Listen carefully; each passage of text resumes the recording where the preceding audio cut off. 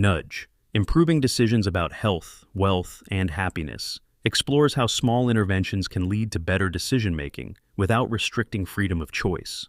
The authors, Thaler and Sunstein, introduce the concept of a nudge, any aspect of the environment that influences choices in a predictable way while preserving individual liberty.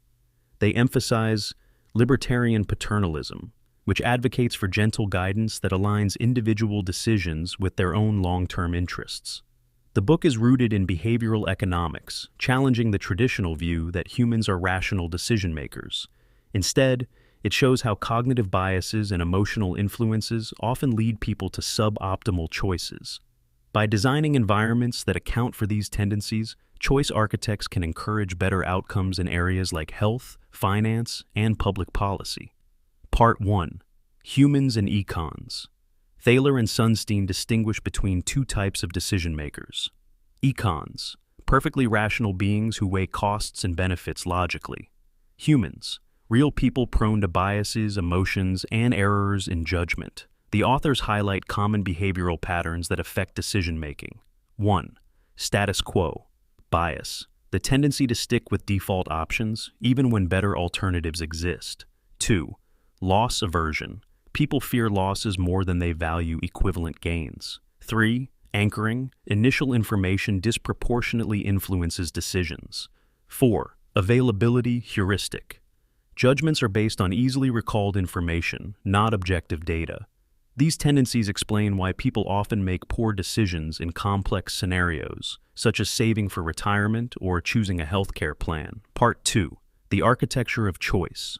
Choice architecture refers to the design of environments in which people make decisions. A choice architect, such as a government official or a product designer, influences outcomes through subtle cues. For example, defaults. Setting a default option, e.g., automatic enrollment in retirement plans, increases participation rates without forcing anyone to act. Framing. Presenting information in ways that highlight benefits or costs can alter perceptions and decisions.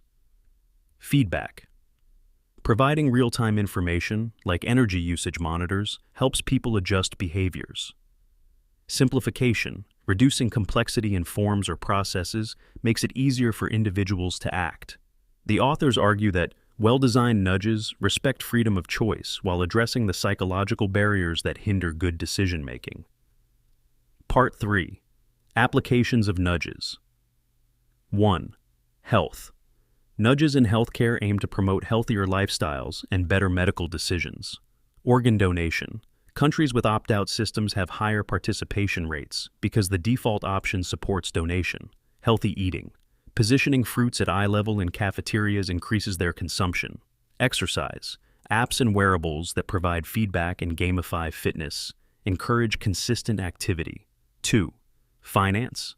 Financial decisions often overwhelm individuals due to complexity and future uncertainty.